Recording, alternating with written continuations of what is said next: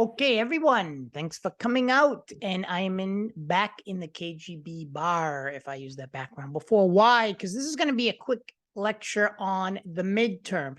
The goal of the midterm is easy: to apply what we have learned to the case of the Ukraine. Now, the short video or the short documentary you're going to see is a little older, but it captures just so much of what's going on in the Ukraine, Crimea, etc. This is before the invasion.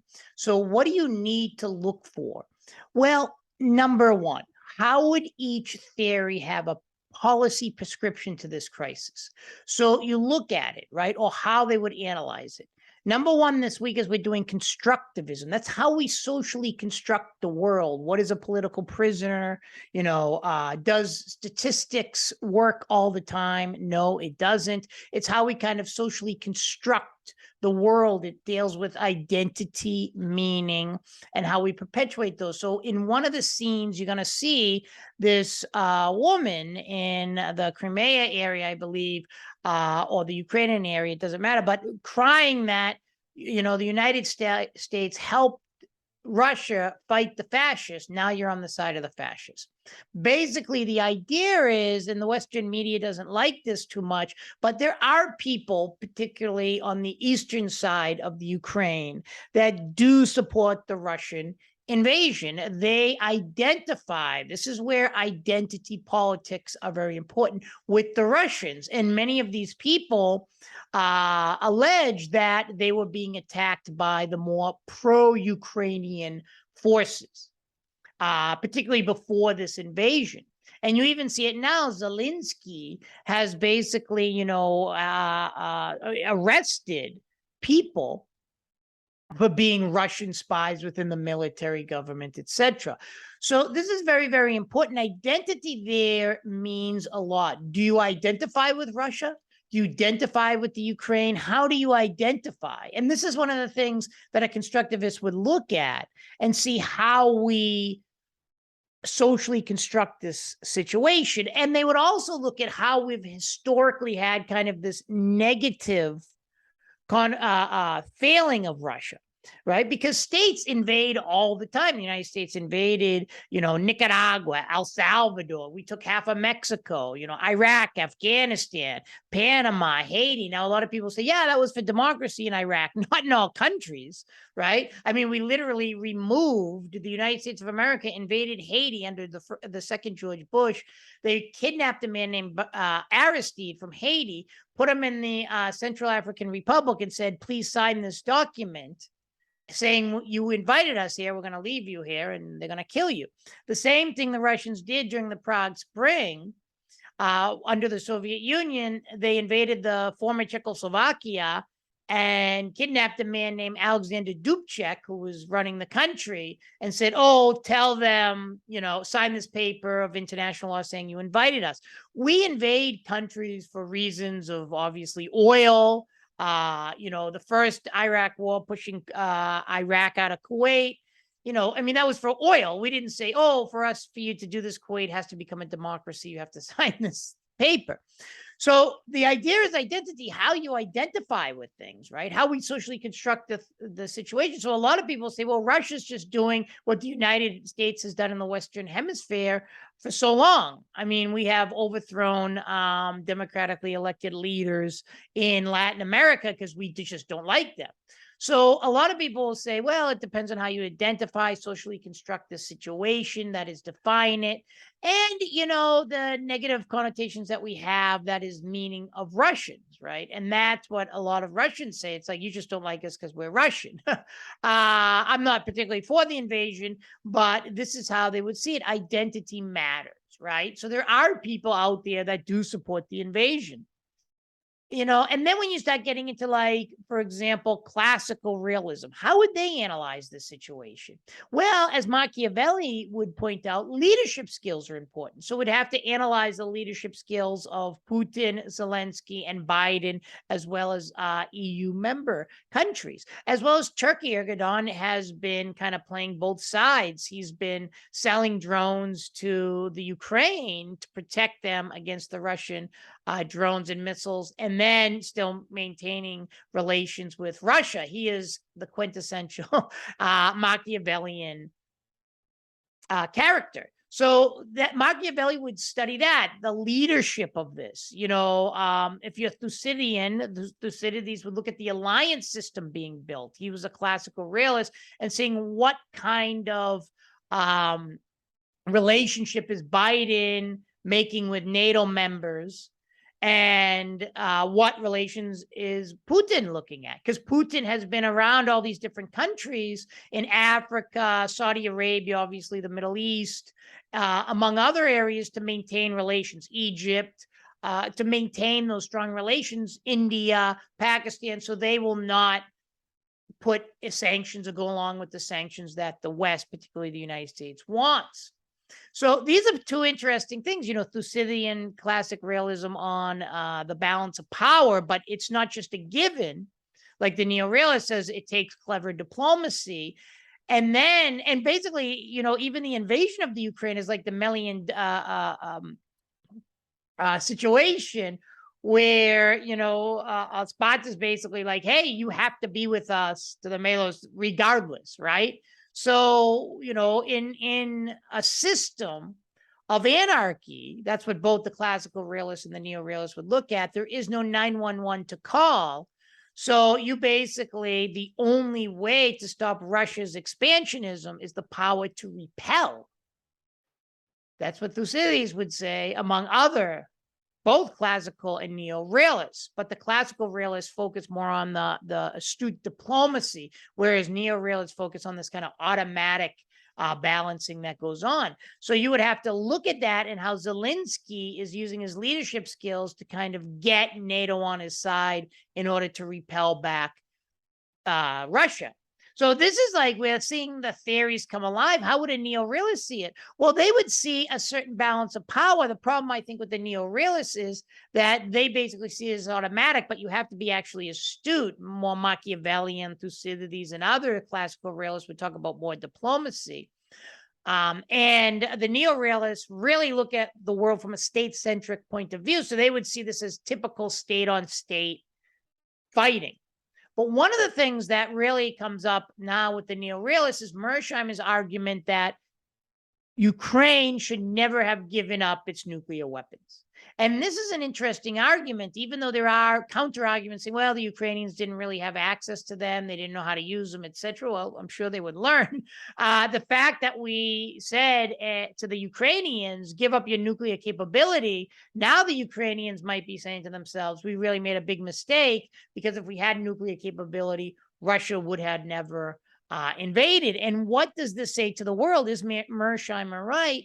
Where now other states like Iran are saying, hey, we need these nuclear weapons in order to repel attacks.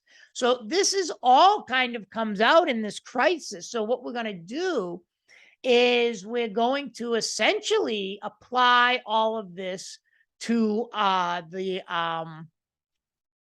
the case. We're applying all of the theory to these cases. And this is very, very interesting, because the Ukrainian crisis is such a great example of all of these theories come alive. And I think they personify, well, this case personifies these kinds of issues. So what do we have? First, the constructivists, just to repeat, would analyze the situation with identity politics. The people who identify with Russia and the Ukraine are taking the Russian side. The people who do not are taking the other side. Machiavelli would look at leadership skills, like he did during Italy's consolidation. Thucydides would look at the clever balancing of power that's going on, right? Morgenthau would look at the ambiguity of power, because Zelensky and the Ukraine might seem weak at times, but is it really weak? And that's where you get power is ambiguous. So maybe the Ukrainians know the area better, and the Russians are going to get bogged down in winter. They're pulling NATO in. That's, something maybe the Russians didn't count on, but it's the ambiguity of power. How is this huge power next door, Russia, not able to take over so much of the Ukraine, like some analysts point out? they thought they would be able to do. So that's the ambiguity of power. I mean, the Ukraine has stood its ground in rolling back some Russian gains a lot better than Russia thought. Another way to think of it is neo-realist, right? And the classical realists look at anarchy. Why did this war start to begin with? Anarchy. There is no 911. There is no 911. There is no police force. So, you have to basically balance. And that's what Zelensky's doing by bringing in NATO. But the neo-realists would even go further, saying, why did you allow Ukraine? And the United States did push for the Ukraine to give up its nuclear weapons. If it had nuclear weapons, Russia wouldn't be doing this. And listen to Russia. It knows the United States and NATO won't attack because it has nuclear weapons. And Putin throws it in the face all the time. So this is an interesting case. And then you have to ask yourself, how would these neoliberal institutionalists see this? They believe in using international organizations, diplomacy, etc. So the United Nations would play a prominent role, diplomacy bringing in third parties to try to broker a deal, etc. The neo-realists don't think too much on that, but the neoliberal institutions still think that the United Nations and both international and regional institutions play an important role. The other question is, what would the economic liberals say? And this is where we get into a big thing, because their argument is the more integration in society, right, particularly economic integration within the world, creates bigger peace, because we create this integrated system in which countries don't want to fight because then their economic benefits decrease. But we're seeing a challenge to this because Putin, Russia under Putin, obviously, has expanded so much internationally, economically speaking, that now countries are nervous to take on Russia, particularly with its sanctions. And that's very interesting as well. So you have all of this coming alive in this crisis. And then you'd have to ask, how would, Bueno de Mesquita, if you saw the TED Talk, science and all this stuff, how would he see it? And that is the more behavioralist scientific way, right? You basically collect data, you run it through these kind of regression analysis, statistics, etc. And that's the more scientific understanding. Like maybe you could codify for how many tanks Russia's sending in and how many tanks and other weapons Zelensky needs, that's president of Ukraine, in order to repel Russia. So that he sees it from a scientific point of view. And he sees it also, Bueno de Mesquita, by if we put on enough sanctions, right, and you hurt the economic benefits of all the oligarchs within Russia, will there be a movement to overthrow him? And that's his winning. I won't get into it too much. That would be for a higher political science class, but selected theory where he does this winning coalition where if you hurt enough people around you somehow, right, and they start to lose their benefits, economic benefits in particularly, they start to go against you and overthrow you.